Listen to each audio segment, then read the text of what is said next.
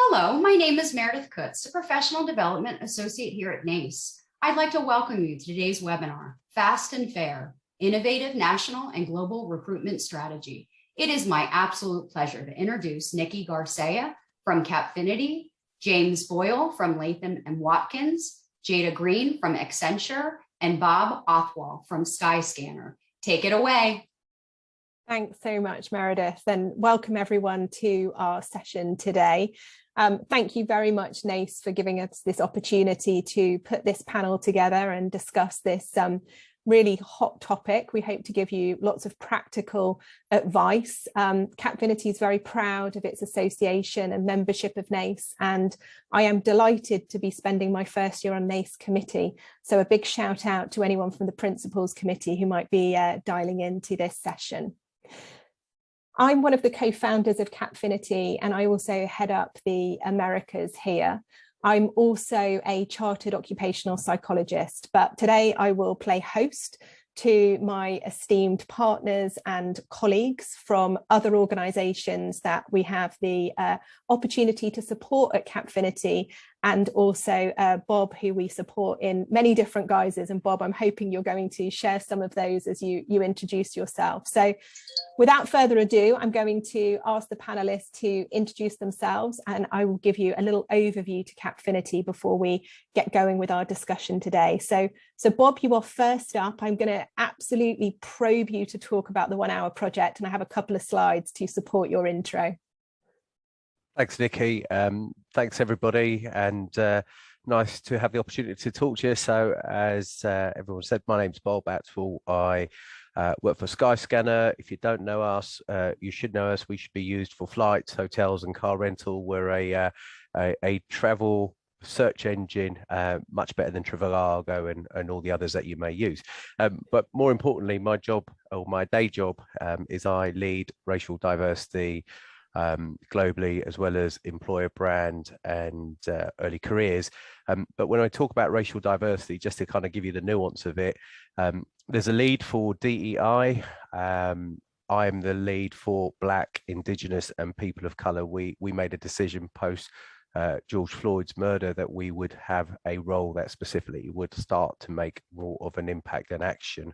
And so that's what racial diversity means at Skyscanner. And as Nikki says, I wear a couple of other hats. One of the founders and trustees of the 1 Hour project. It's based on my PhD. It's the summarization of my PhD, which is a practice-based one, which is all around social mobility and the graduate labour market.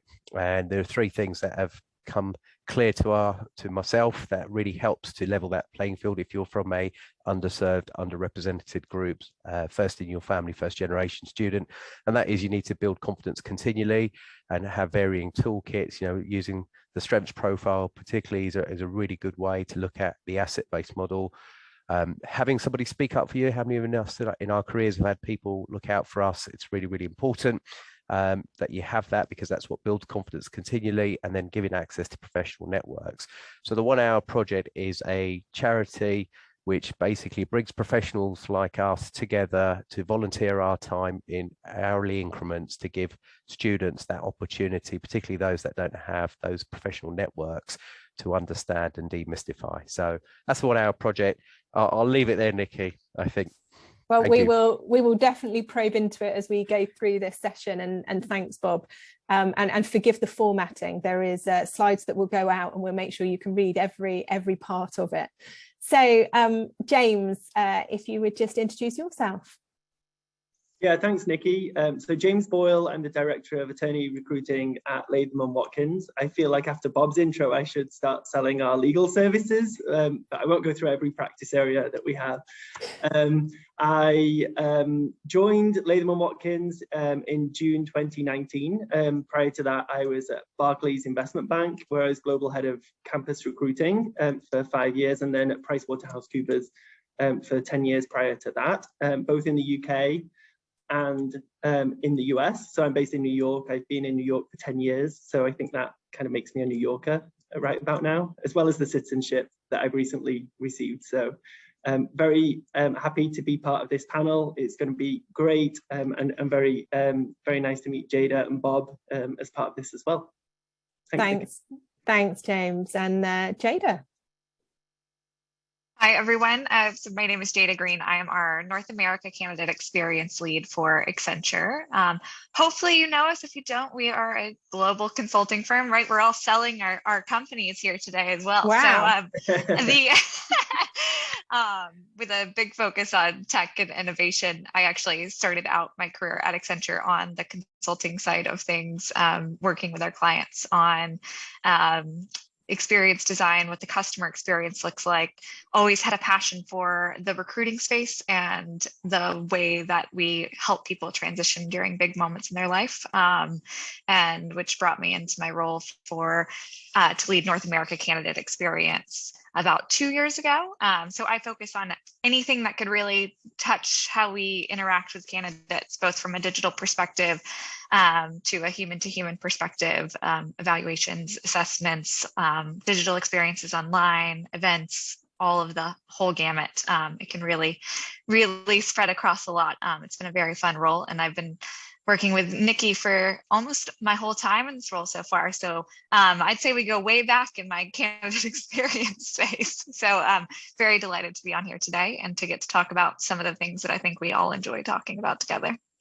Thank you, and thanks to the three of you to prepare for this and also make yourselves available. I'm looking forward to the debate. I'm sensing some healthy competition, which wasn't necessarily the intention of the panel, but you know, people like it when it's quick and feisty. So I'm going to do my bit and share a little bit about Capfinity, you know, taking your lead. So Capfinity, based in the US and in other locations globally. And we've had the delight of partnering with some of the folks on this panel, but other global organizations, over 250 now over the last 16 years.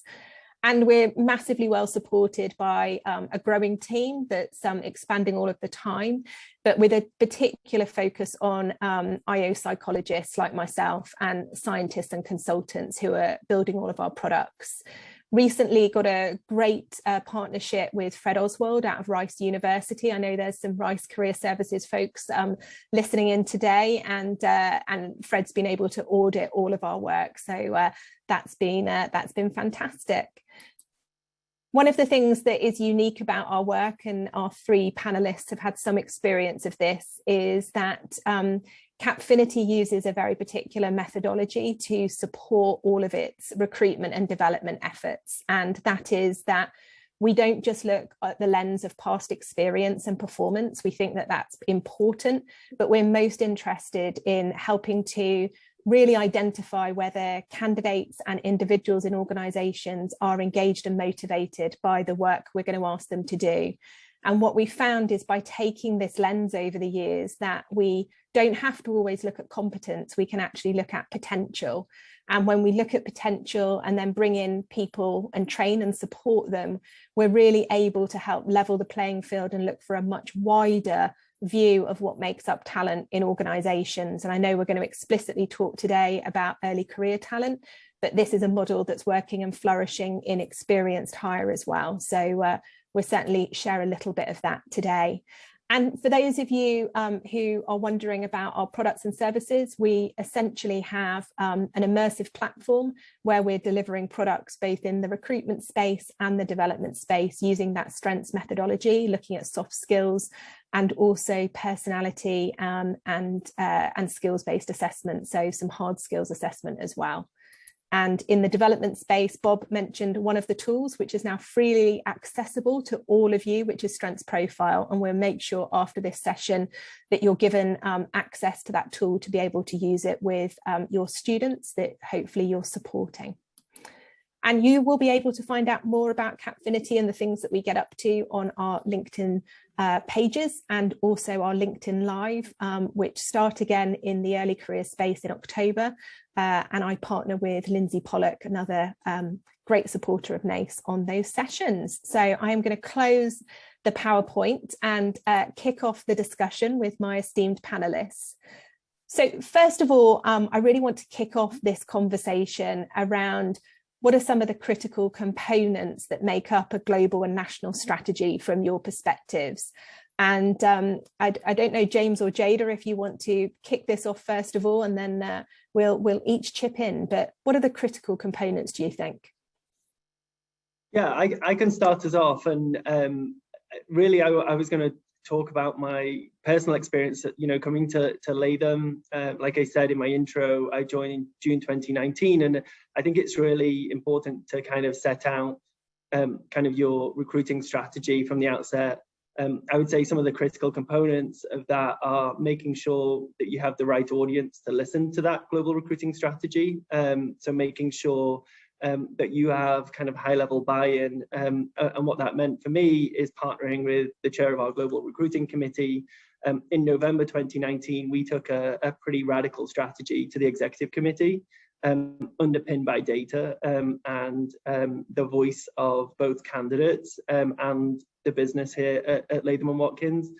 And we were able to kind of present what we thought was kind of going to be the strategy for the following year, and really receive some feedback around that, and be able to kind of establish it at a high level throughout the organization. And I think that was pretty key. I think one, because it holds the recruiting team and the attorneys on the recruiting committee accountable. We have to go back to the executive committee the following year and tell them kind of how we fared against that strategy, which I think is good. And we measure ourselves against what we said that we're going to do.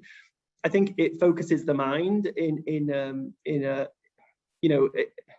even if you take away like what's happened in the last 18 months, things are very, very busy. And I think, to take that moment of thoughtfulness to really think through what's really going to move the needle for the business that you're serving, how you prioritize some of those strategic points. You could do a whole range of things in recruitment, and all of them would be great, but what are the things that you are going to be able to do, and what are the most important that would really be beneficial to the business? And that's really the lens that I tried to look at it through. And I would say the final thing was, for me was, and this was the same when I was at Barclays as well, is this idea to try and get some sort of global consistency. If your team is kind of doing their own thing globally in different countries and not within the same strategic framework, then I think there's a lot of repetition and a lot of work that's being done that's really not focused on the same things. The one caveat I would say to that is that obviously there needs to be a lot of regional nuance and a lot of control given to local, countries and local areas to be able to make the strategy their own and own that strategy. But I think there's some of the key components for me, Nikki, that from my journey here at Latham and the journey that I went on at Barclays as well, is that establishing the strategy and making sure that all of the components of that strategy are brought in at kind of a very high level within the organization. Thanks, James. And I'm hearing a lot there about kind of actually putting your stall out and being committed and being brave enough to say, this is what we're going to try, even if you have to iterate. Jayda, any reactions to that?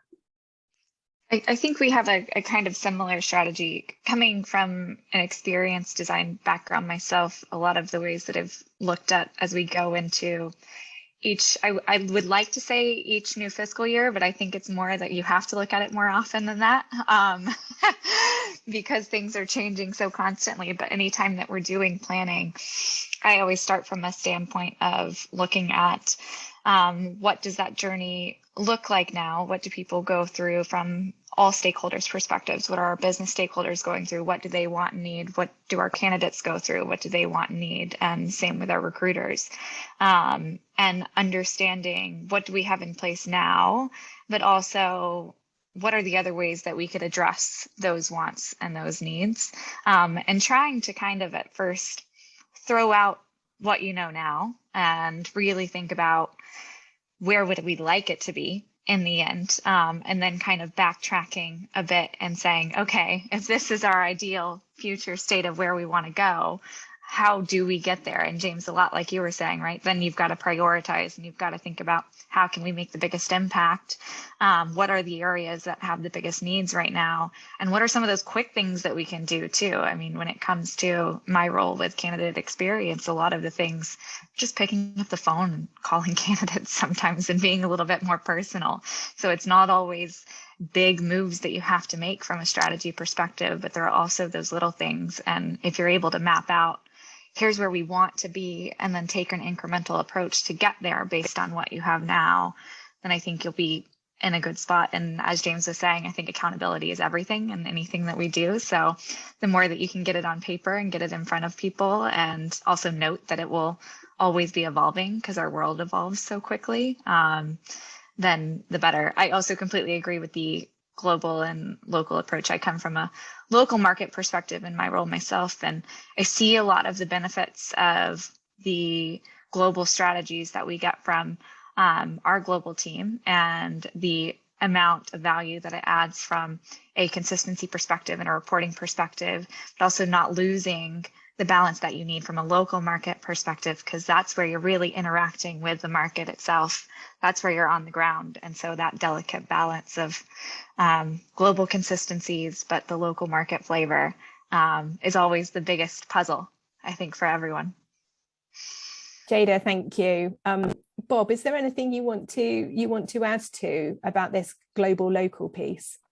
Yeah, I think both James and Jayda have made all the points. I think the only other sort of point I'd like to add on that really is that the point around global frameworks is really, really important.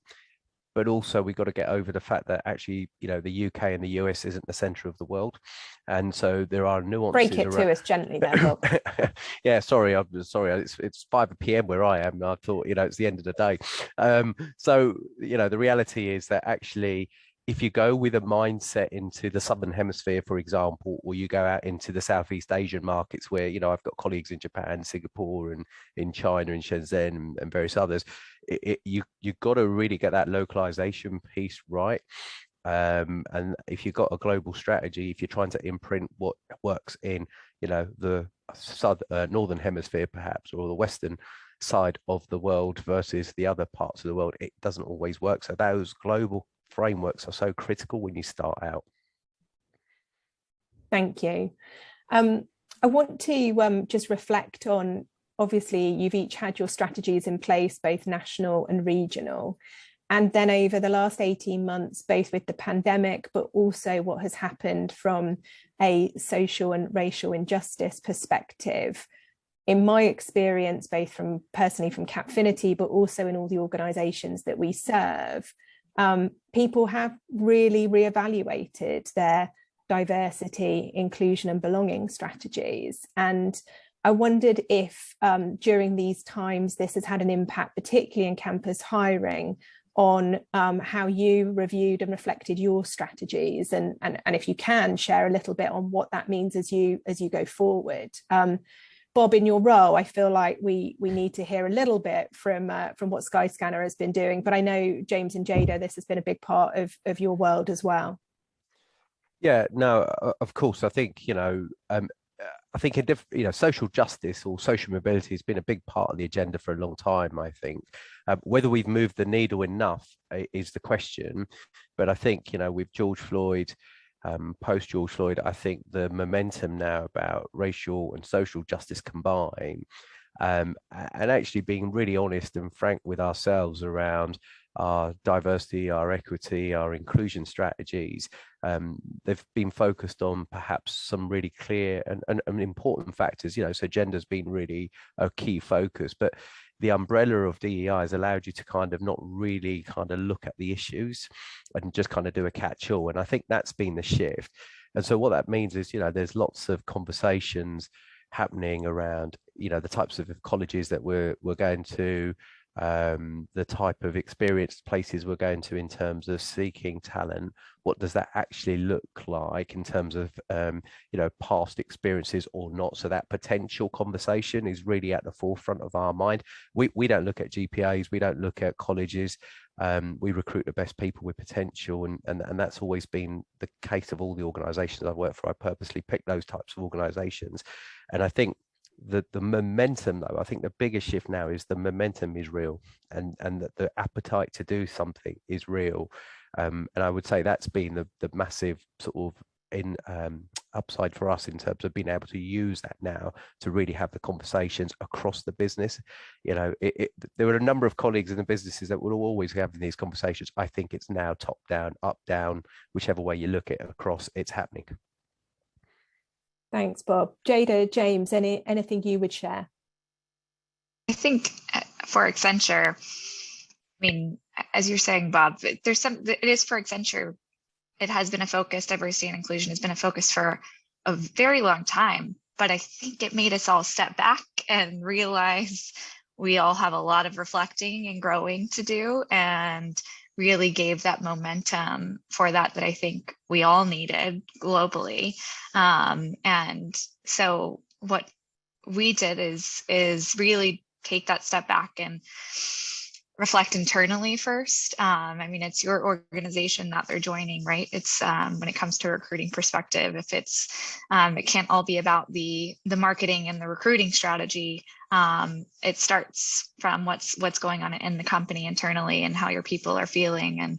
And we at Accenture held listening sessions, I'll call them, initially really just to open up areas where our people could talk and share their feelings and their experiences and be really vulnerable and real. And I think it was eye-opening and humbling and really what we needed to all make sure that we were taking that step back and figuring out how we could grow. And so we, of course, have programs focused on specific diversity recruiting, but what I'll also say is that I think one thing that we all have to keep in mind is while you can have diversity recruiting programs, diversity and inclusion should be a part of every single step of your recruiting experience, every single step of the joining experience, and every single step of people's experience at the company. Without that, and with only focused efforts, then you don't really truly have a diverse and inclusive process. And I completely agree with Bob on potential. I think things like university and GPA and past experiences have been things that were really tangible for companies to look for in the past, is kind of cut and dry. But when you look at that, you're cutting out such a large demographic of people who may not have had the same opportunities, and you could be losing so much good talent that way. And I think it's really forced us all to make sure that we're looking at that and looking at new ways to do things and more creative ways to make sure we're getting the right people in the door, which I'm sure we'll talk assessments in a little bit as well, Nikki, because I would love to go a little bit more into that myself. Thank you, Jayda. I think it's unusual to have a panel where two people have already, mentioned that they're not necessarily focused on GPA. And I think certainly 4 years ago, that wouldn't be the case. James, from your perspective, I know this has been a long journey for Latham & Watkins, kind of a commitment for a number of years, but how has the strategy evolved from a diversity, equality, inclusion and belonging perspective? Yeah, and I loved how Jayda just framed that it needs to be embedded in every single part of it. It's not just something that you put down on a piece of paper and say, this is what we're going to do and this is going to solve it, because we have been making, I would say, not just incremental strides towards diversity of all types. It's been, in the last 2 years, I would say, this exponential, diversity in terms of the number of schools we go to, the different backgrounds of students that come in. And I could, I think Jayda really hit the nail on the head by saying that really it has to be embedded into everything that we do, and it has to be almost like a philosophy within the organization that everyone just kind of buys into and helps and kind of understands where we're trying to go on it. One of the facets of our strategy, which I think has been pivotal in moving the diversity needle here, has been this idea of educating the profession.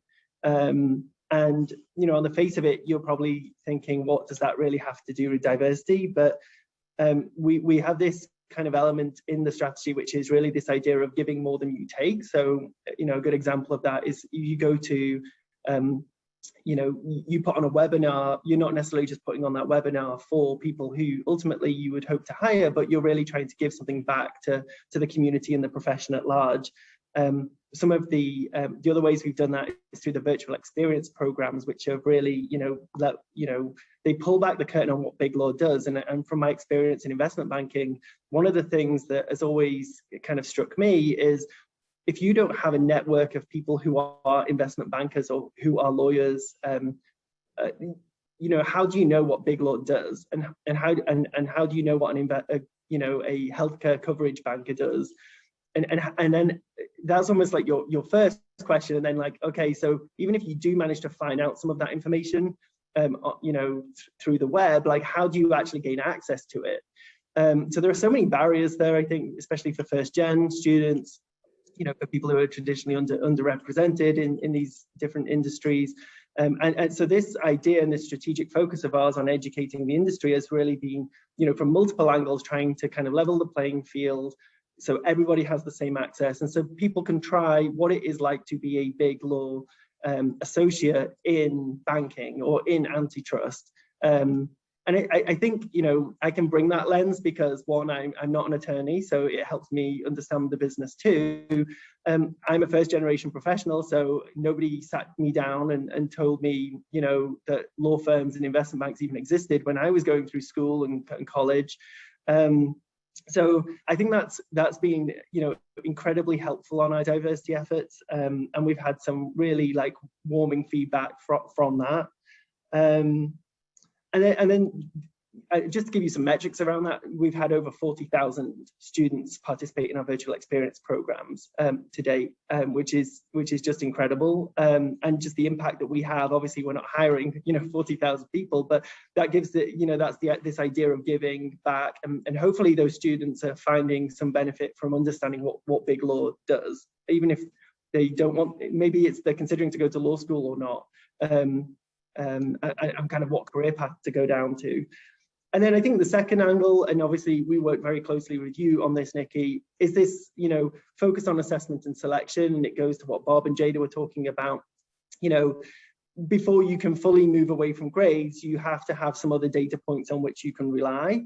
And therefore, we've been trying to build up, you know, through establishing global core competencies and an innovative and radical assessment process, to have metrics in place where you can assess talent on our own merit. Like, what does talent mean at Latham & Watkins, and how do the attorneys that work here, you know, place some credibility on the metrics that we're giving them? You know, that's a journey, but it's something that Nikki has been really helpful both at Barclays and at Latham in trying to establish. So they're probably the two elements that I would talk about, both from a strategy perspective, but really focused on diversity, because they really help. You know, I know we talk about leveling the playing field and it becomes a bit of a cliche, but they really do, you know, establish this element of like, you don't need to know someone to get a job here, which I think ultimately, you know, breaks down a lot of barriers into these professions.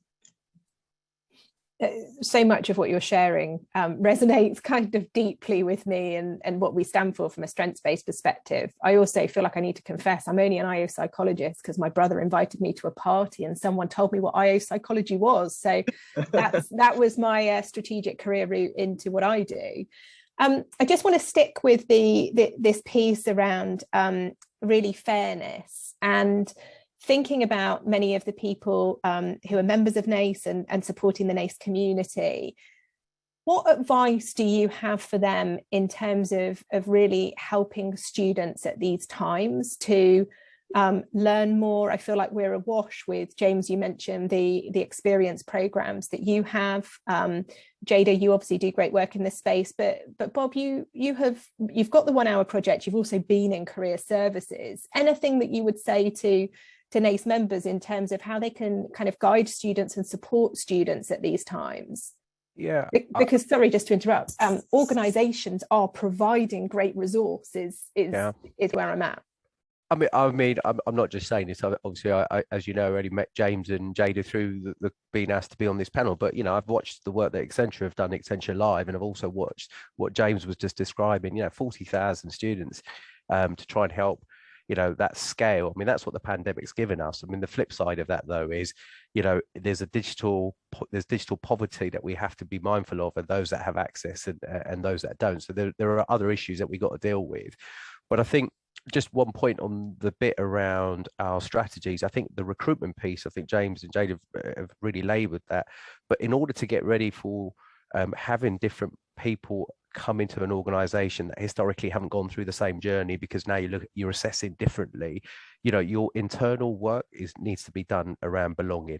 because it's great bringing new people in or different types of people. But if you then turn up in an organization and nobody looks like you or talks like you or acts like you're going to kind of feel that imposter syndrome pretty big. And so it's really important that you kind of take a look at that inside and work with your colleagues internally just to make sure the organization is ready for having different people, particularly if you're client facing or whatever it may be, because it's not historically what you've done.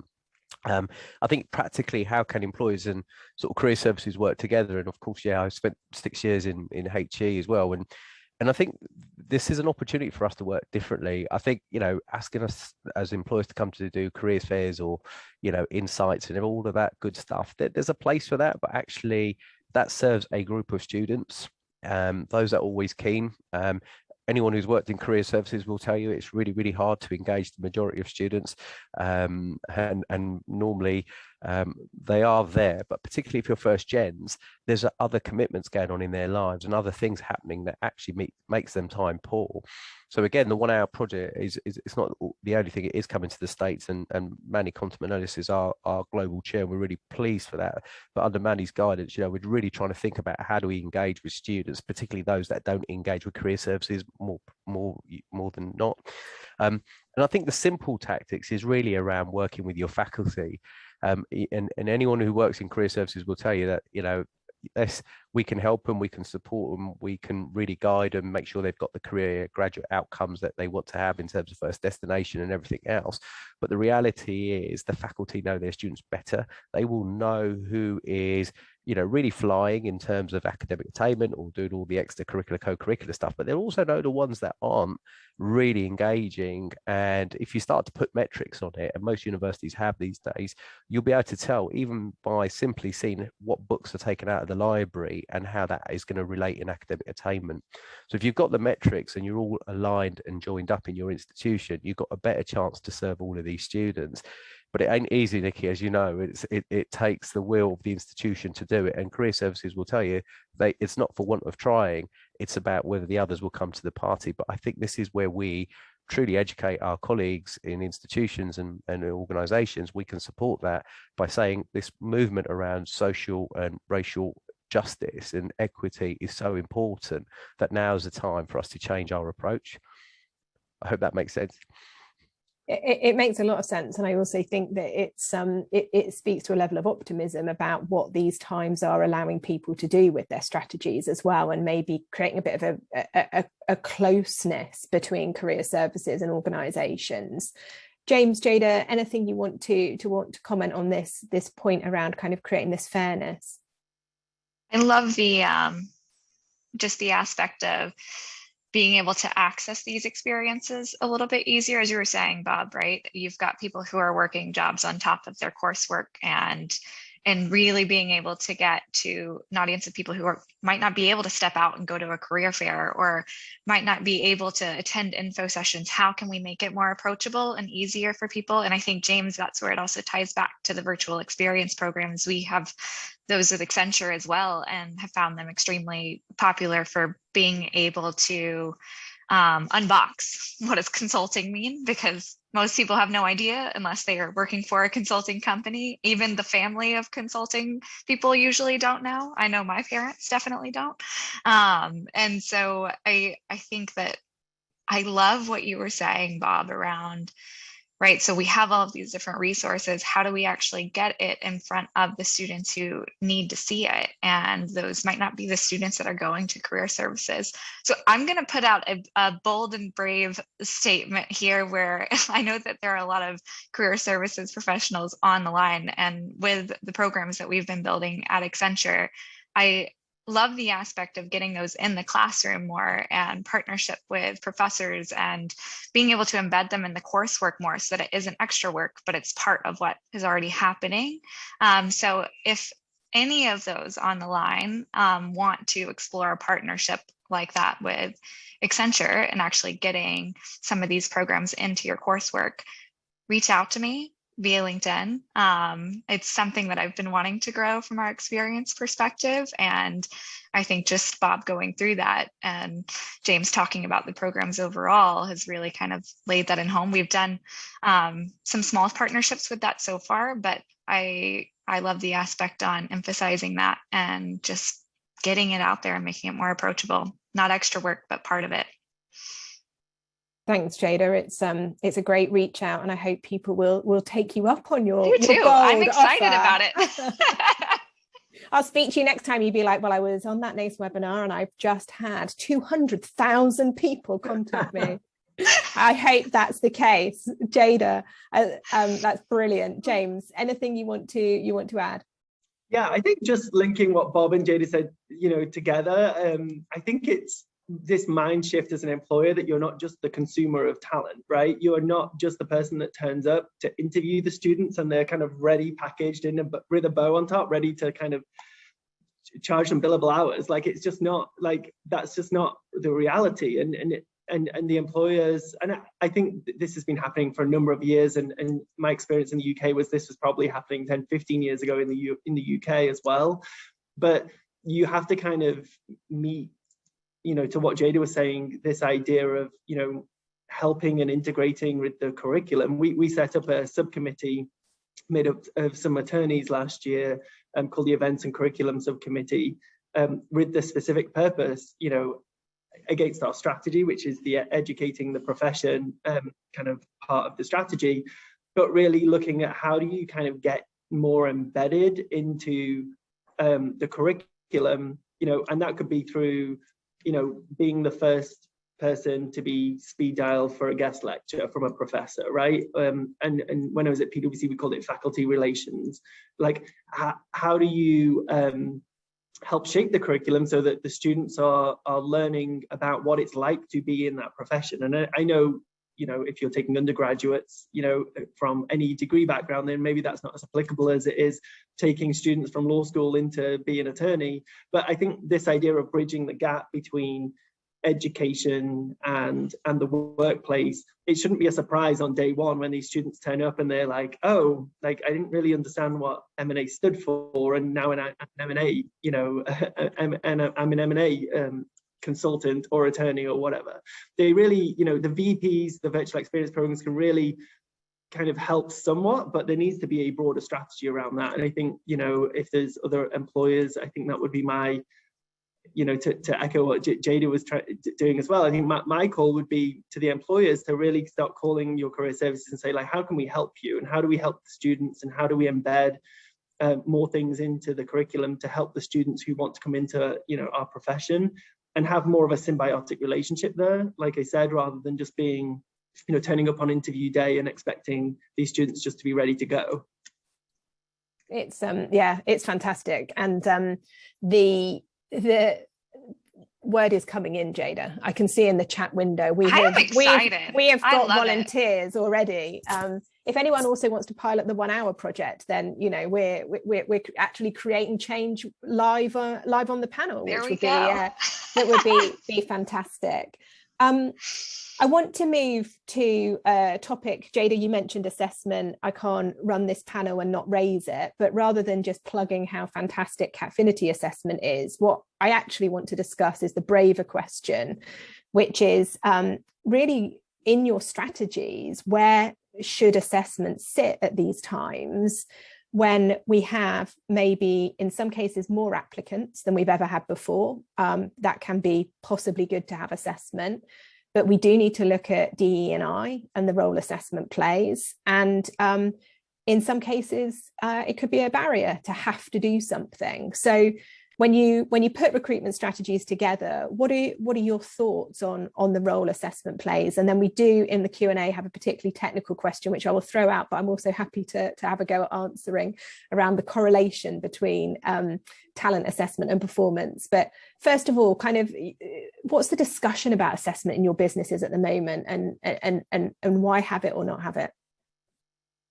I think it ties back to a lot of what we've talked about in terms of how you look for the right people for your company. Looking at potential, I think, is one of the number one things that we can do now to ensure that we are giving opportunity to more people. And looking at potential, right, sounds like an easy blanket statement when it goes into how do you actually do it. I also think you can embed it, and Nikki, this is some of what we've done in partnership with Capfinity is it also can tie back to the learning piece of it. When we are in the middle of piloting the digital assessment with CAP, which has the learning aspect of candidates going through a job simulation and what it's like to work at Accenture, so that not only can we learn about their strengths and how they would react to things, what would they do next, instead of just what they've done in the past, right? Really understanding more about what could they do, how do they think, and their potential and the underlying person of who they are. And finding that out from the Accenture side, while also they're finding out more about the work that we do, because it's a two-way street. And I think that that's how we approach a lot of our recruiting experience, is helping get that out there, that candidates shouldn't just be looking for an offer and wanting a job, but also looking for what is going to be work that they enjoy, what's going to be what they really thrive in, because the more that people do enjoy their work, the more likely they are to grow and learn and stay with that company and build a career. And so I think building assessments that are looking for potential and that are also helping from a learning experience standpoint is really important and can help build out on some of the goals that we've all talked about together. I'll also say that when it comes to assessments and your entire interview experience, I think you have to have a little bit of a balance of human and machine at this point, right? We all know that there's human bias in anything. There's unconscious bias that we can do our best to train and put in mechanisms to make things more consistent and fair. But there will always be some unconscious bias that we are battling against. And then when it comes to online assessments and digital assessments, we also have to monitor any new bias that could be introduced there.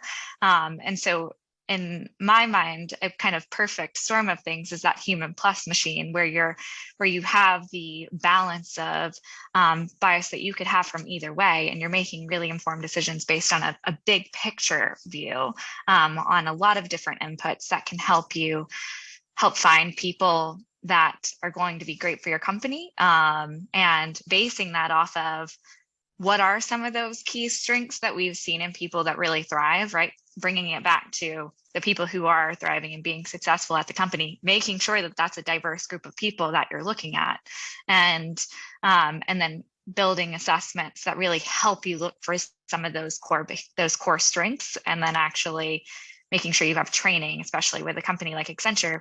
We have some really technical roles that, yes, you need hard skills when you come in, but we also have a lot of roles that you don't really need hard skills. And so if we are asking questions about what people have done in the past, that doesn't necessarily mean that that's going to make them successful. We're just looking for that potential piece.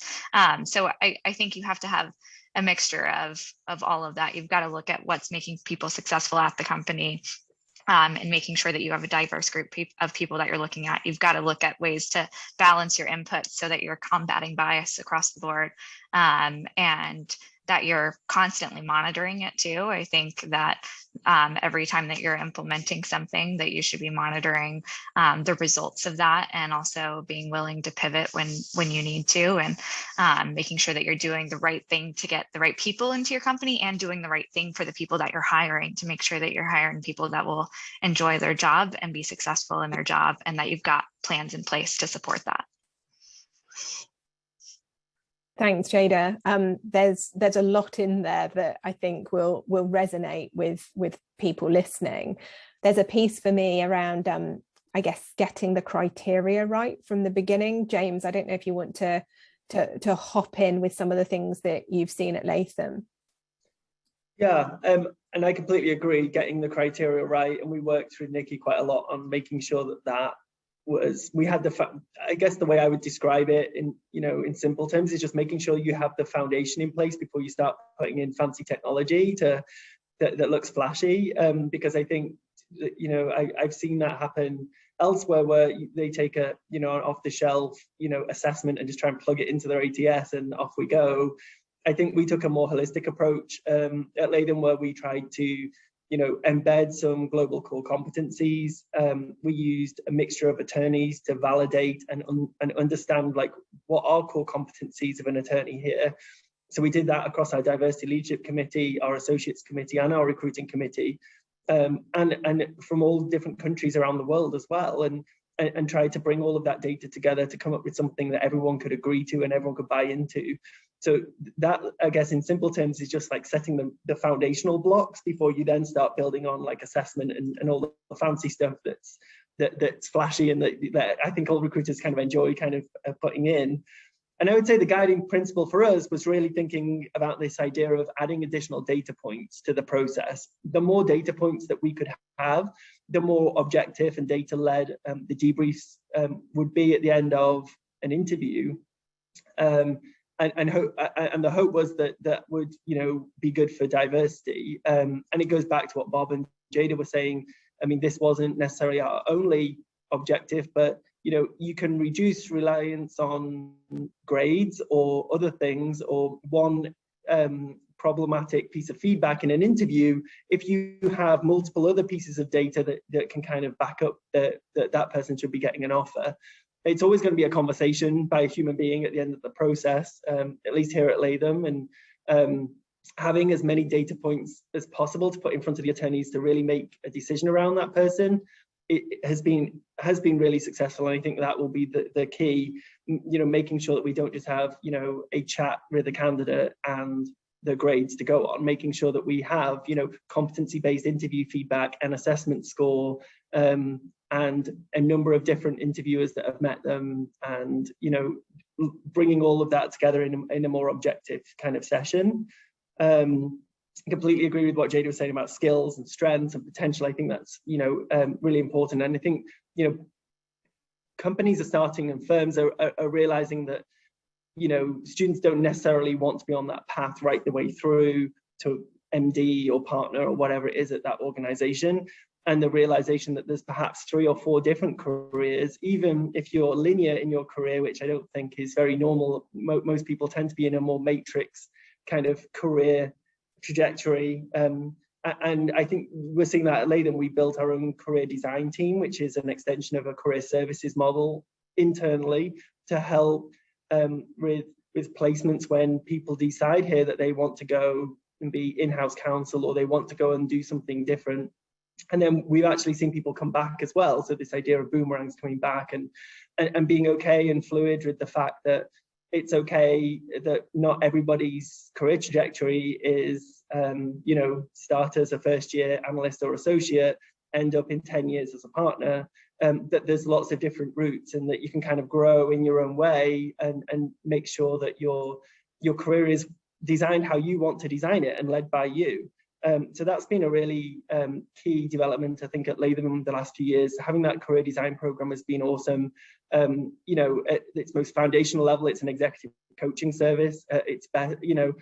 But it's much more than that. It's helping people find what they want out of their career, and if that's not here, admitting to ourselves that that's okay, and that those people might come back. And so I think there's just lots around that, and I think the assessment is really helping, to your point earlier, Nikki, with providing lots of different data points, understanding that what we're looking for in a first or third year associate might be very different skill set to what we kind of need those skills to look like when they're kind of 5th, 6th, 7th year associate, and understanding, well, what do they need for them first few years, and how do we assess based on that, and then how do we develop them once they're here to get them ready for the business development skill or whatever it is that they need as they kind of progress and get more senior.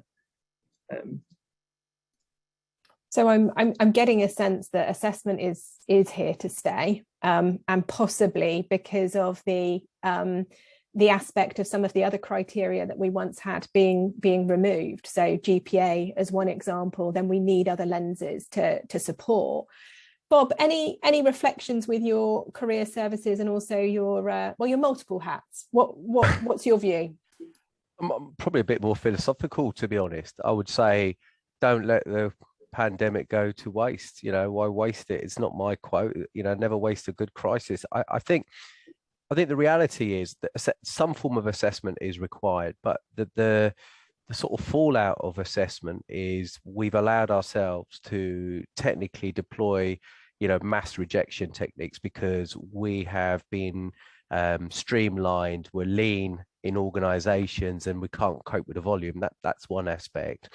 And so we've been perpetuating this kind of cycle that happens every year.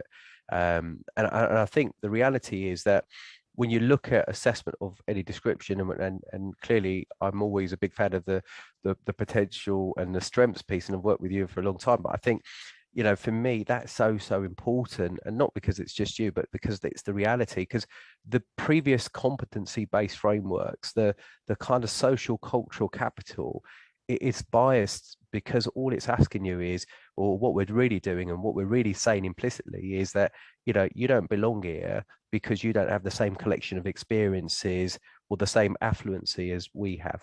And so for that reason, you don't belong here, and we're just going to prove it via our own assessments to say goodbye.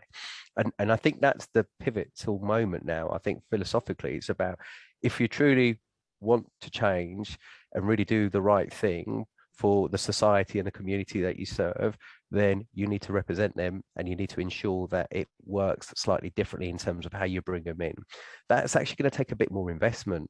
That's not going to make us any leaner, from an economic perspective. So from an organizational perspective, from a global strategy, you're going to have to start to work with your stakeholders around the budgetary requirements, and work closely with your corporate responsibility teams, or and the alignment internally around what we need to do for society, what we need to do for our organization, and the talent that we require, and how that plays out differently in different parts of the world. Because in different parts of the world, it might be the right to have education, it might be the right to have, equal opportunities, or it might be we want people of color, and these things will play out differently in different parts of the world. And that's, again, goes back to something that James and Jayda both said at the start. The nuances of that local approach is so important when you do this, and it's not really easy, it's complex, which makes it a really interesting problem to solve, and it's a problem that we can solve. But actually, what's bubbling behind the scenes is the fact that people like me aren't the majority in the workforce now. And what I'm saying with that is that there's a group of Gen Zs or Gen Zs, as you might say in the US, and millennials in organizations that are going to become, and if not already, the critical mass. And so their sort of operation or modus operandi is totally different. And they won't put up with some of the things that people like myself and others have had to endure, because we just weren't afraid to call things out, or we were afraid to call things out. But actually calling out and calling in is going to become really, really important. I completely agree, and particularly what you were saying about this not being about just a different way for mass rejection. I think that if assessment is here, it has to be done incredibly thoughtfully. I'm going to try and take two of the QA questions that have come in, and then I'm going to ask you each to summarize your points of how you would recommend people take kind of fast and fair approaches to their strategies in recruitment. One of the points here is about how the correlation between talent and assessment will evolve. And I just want to speak to this briefly, and then Jayda or James, you might have points that you want to add in. I think one of the greatest challenges for assessment right now is how strong the talent data is inside the business. And I think with all the organizations that we work with, we find that sometimes manager rating is not enough. So we have to work hard to help actually support the organizations look at the metrics that they have in order to look at those correlations and make sure the assessment's valid. So I don't know if you want to speak to how you think talent will evolve and what that might mean for assessment. Just 10, 15 seconds from James or Jayda on that one. Yeah, I mean, I completely hear you on the issues with the ratings, Nikki, because I think when you're undertaking embedding an assessment, and you have to kind of understand, who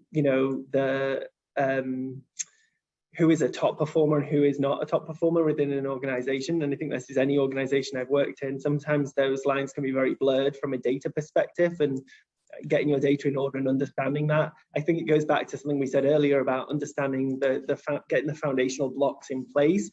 It's a big waste of time to just take an assessment and plug it in for the sake of plugging in an assessment. If you don't have the right core competencies, you don't have the right buy-in, and the core competencies haven't been designed and embedded by the people, of the organization, and your assessment is based on a foundation of really good, performance data that you've managed to figure out, okay, how are we measuring, a new applicant against maybe our top performers 3 to 4 years into their career.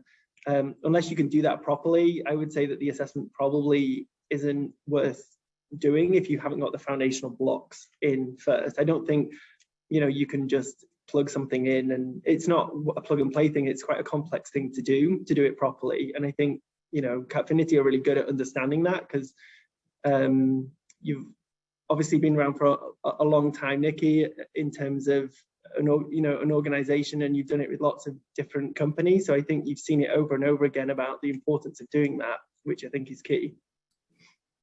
You're saying that I'm old, essentially, James, but I'm taking the point. And with that age has come some wisdom that the criteria is incredibly important. I'm saying Capfinity isn't a 1-year startup. That's what I know. We're not. That data definitely counts for something. The other piece that I'd love you to summarize in the time that we have is just really on your reflections in the roles that you have. What do you think makes a really strong but efficient and fair recruitment strategy that works globally and regionally? I'm going to start with you first, Jayda. What are some of the themes that you think are critical? I'll start with just overall, I think everything starts with listening, with connecting with what's going on from a global perspective, from a local perspective, the candidates, the people, your company. I think that listening to their wants and their needs and how things are changing should constantly be what you are informing your strategies off of, and being able to look towards the future as much as you can, because things are changing so quickly now. And so if you're only looking at what recently happened or the last year, then you're probably going to have to pivot your strategy again really quickly. And so listening, I think, is the number one thing that I would say there. And then I think also, just when it comes down to it, it's in recruiting, we have an important job. We're helping people find where they're, especially with early careers, where they're going to start their career. And that can also lay the trajectory of where they go in the future. And I think that cannot be taken lightly. And I think when it comes down to it, it's about doing the right thing and making sure that you've got balance, and making sure that you've got that you're constantly looking at your practices and how you can embed more fair and consistent practices. How can you help eliminate bias? How can you get more of those data points? How can you ensure that what you're building is based off of what is truly making someone successful in the role? And when it comes down to that, then that's going to help people get into the right roles, which is what is ultimately important in recruiting. Thanks, Jayda. James, I can probably take just a minute from you on this one, and then Bob, you will round out. I'll be super fast. So I would say be commercial, link it to why it's good for business. I think that will ultimately get people aligned. And I think my other thing would be, don't be a follower. So I think there's many times in my career where I've had the question, well, what are our competitors doing? Although it's good to know as a data point sometimes, I don't think it's, a good strategy just to follow what everyone else is doing. So be innovative and try and lead the pack and try and get out there and do something that no one else has done, and own the failure if it doesn't work, reiterate and be nimble. And my final thought is, being scrappy used to be like a funny term that people use in technology, and no one really understood what it meant, or a startup. And I think, all organizations have learned, I think, especially over the last 18 months, to really be nimble, be scrappy, adapt your strategy, and be prepared for anything. And I think, that's probably something else that I would say is part of the strategy, just be able to be nimble and adapt that strategy, depending on what's going on in the market. Thanks, James. Bob? Plus one to both Jayda and James. I think that's really important. I think that pivoting, iterating, not being in fear of failure is going to be really important, particularly the next 18 months. If you're going to build a 5-10 year strategy, it ain't going to work. You're going to have to really pivot and iterate. I think for the career folks, the career service folks, I think don't allow the students to disengage. So having them understand the complexities that we're dealing with in the in the labour market in terms of our organisations, actually get them informed, because being prepared, whether you're first gen or any other student, the difference is confidence. You really need to help them understand that this is shifting tectonic plates. But I will hand back to you, and Nikki, and I think you're going to hand back to Nace because I'm conscious of time. Thank you, and thanks to you as a panel for your contributions. It's been amazing to hear your different perspectives, and I hope for everyone listening that you've heard things that will help you, just not in your own strategies, but also in the support of the students that will be hopefully being talent for these brilliant organisations in the years that come. So just handing now to Meredith to close out the session. Thank you, panelists, for a very informative session, and thank you, participants, for attending today's webinar. The recording and PowerPoint presentation will be made available following the webinar today. You may access it via a public link following today's program. We would like to thank you for attending today's session. This officially concludes the webinar, and you may now sign off.